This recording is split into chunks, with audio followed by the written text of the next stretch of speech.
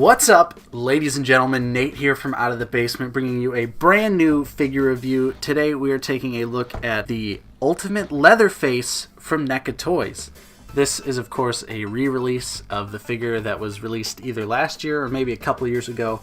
I'm not really sure. I slept on it the first time, but now I didn't want to make that mistake again. So here we are. I love the box art. First off, love the original poster for the movie. Who will survive and what will be left of them? So awesome. Such a good tagline. So opening the box here, you can see Leatherface in the package right here. All of his accessories, all of that good stuff. We'll get into it.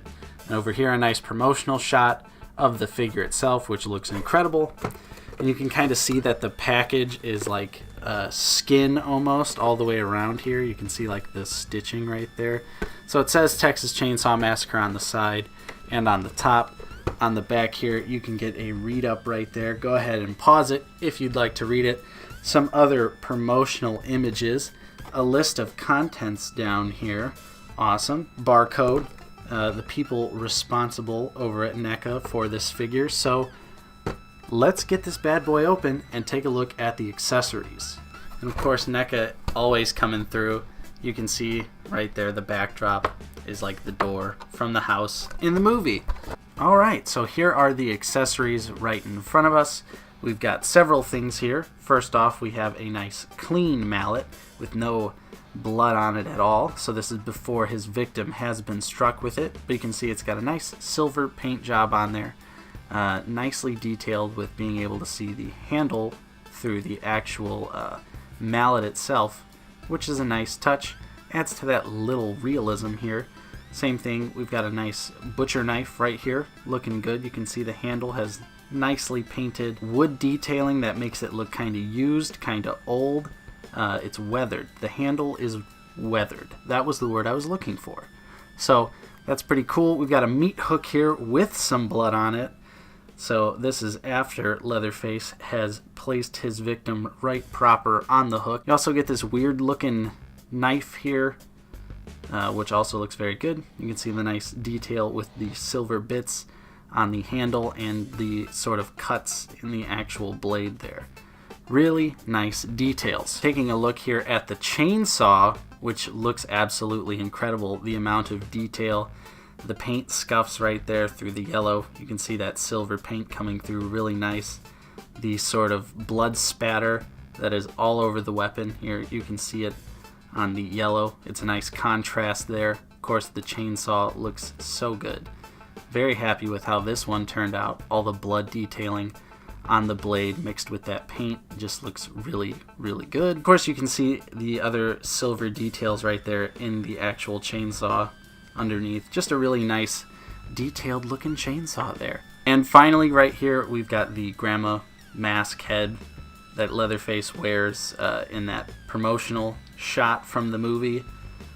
So that's a nice added bonus head there. I kind of wish we could have got the party head, but obviously that would have required an entire different outfit, so whatever. This head works fine for me. It looks really good. Nice incredible detail there.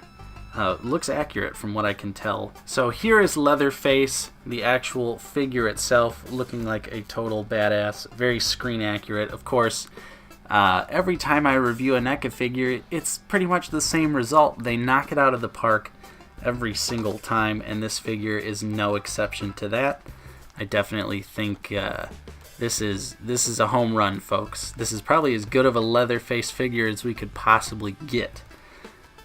So let's take a closer look at it. The first thing that I want to make note of is the cloth apron, which is exciting, seeing cloth goods on a Neca figure. I kind of thought it was just going to be a nice piece of plastic, but no, it is cloth. And the fabric does give off a feel of like a leathery texture, but obviously it's not real leather, as you can see from the stitching on the bottom there, but it feels like it feels good on the figure itself. You can see it's tied in the back here and goes around his neck. I don't want to untie it though, because I'm afraid if I do I'll never get it back quite right, so I'm going to leave it on him. But of course you can remove it if you'd like, and the tie does come up, although I've been having trouble getting it without taking the apron off, so Like I said, I don't really want to mess with that, but you can see it in the promo images that the tie does come up in some way. So, taking a closer look at the figure itself here, you can see the awesome detail of the head of Leatherface himself right there. The amazing eyes, the way they look just like his eyes do in the movie. I don't know if you know what I mean. Like, Leatherface has a very particular look in his eye, especially in the original, sort of like a sadness, maybe like a little bit of innocence, I don't know, but I feel like this figure really captured that look. Same thing with the teeth. You can see the lips and the teeth and how dirty and disgusting they are. Absolutely gross. And the mask honestly does have like a different texture to it. I can't quite tell you what it is, but it is like a softer plastic, and so it makes the figure feel a little fleshy there, which is a nice added touch, honestly. I thought that was really cool. And you can see the amazing detail in his shirt, the grit, the grime, the dirt. It's all there in its disgusting glory. You just kind of want to take this shirt for Leatherface, put it in the washer and dryer for him, tell him it'll be alright, but it looks amazing. Absolutely disgusting looking, which I'm happy with. For the arms here, you can see he does have like paint on his arms, so giving him some more dirt and grit and grime look to him, which is disgusting. I got a little bit of paint flaking off there, but it's not really that big of an issue, at least to me. I'll just be careful there not to knock it off, or I might even just peel it off, but I don't know. So that's something to be aware of. Yep, I think I just accidentally peeled it off. Anyways, looking at this arm, you can see the wristband he has on right there as well. Looks really good, incredibly detailed. Very nice. Of course, he's just wearing some pants. You know, nothing special here. They're kind of a gray, blue. It's kind of hard to see on camera. Looks a little black on camera, but yeah, they look good. And of course, the joint down here to the boot looks amazing. Perfectly hidden, though I don't know, I really like the way NECA's figures are. I know a lot of people aren't a fan of the articulation, but I, for one, really just love how accurate they look. So the limited articulation sometimes doesn't really bother me. So speaking of articulation, let's get into that. You can see that his head does move up decently far, and you can see the nice gap there between the mask and the neck. Looks good. And he can look down decently enough. It's also kind of funny. You can tell his chest is just like an air pocket to give him a little bit of a belly there, but I think it works. So his shoulders go up pretty far. This one much further than this one, because as you can see, he's kind of hunched, as Leatherface is. So I mean, for the sake of accuracy, I get it. And he has single jointed elbows here that do go 90 degrees, and they rotate all the way around, so that's good. He really has no problems holding his chainsaw at all, and you can see that his wrist is on a peg here, and it can move all the way around. You've pretty much got free range of motion there. Not too much, but just enough. And of course, he can kick up very far here. You can see him, so if you want to have karate Leatherface going, you can definitely get that. So, and the waist obviously does twist. You've got full control there. You can see some gapping there, but the apron would hide that, but just so you know. And of course, single jointed knees that don't really bend all that much, but with it being a NECA figure and you do get rotation in there, I don't think it's really that big of an issue, especially with Leatherface. He's really a character. Like, how many poses are you really going to put him in is what I would say, you know? And the ankle pivot right there works, but is limited because of the way the joint is hidden. So now let's get a little bit of a lineup going here. We're going to compare Leatherface to some other horror figures. First up, we'll do the Movie Maniacs Ghostface right here and get a nice size comparison of the both of them.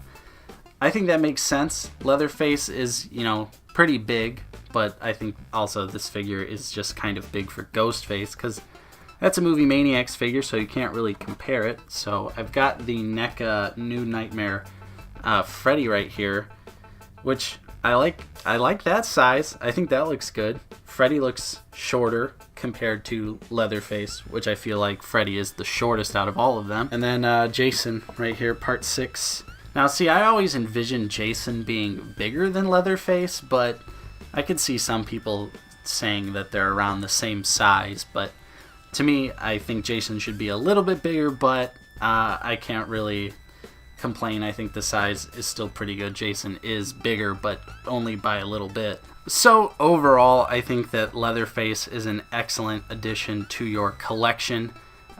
Especially if you are collecting horror movie figures. It's obviously a very easy figure to pick up. It's $25, super cheap, super affordable.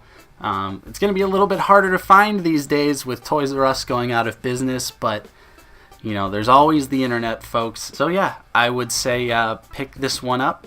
Definitely would recommend it to you guys. It's an easy pickup and add to your horror collection, your slasher icons, if you will. So yeah, I definitely recommend this figure to you guys. Hopefully you enjoyed this review. If you did, please leave a like, subscribe if you are new. We're always talking about action figures and movies and TV shows, but pretty much only when it's Game of Thrones. So if you're into any of that stuff, go ahead, subscribe to the channel now. Thank you so much for watching. I'm Nate from Out of the Basement, and I will see you next time.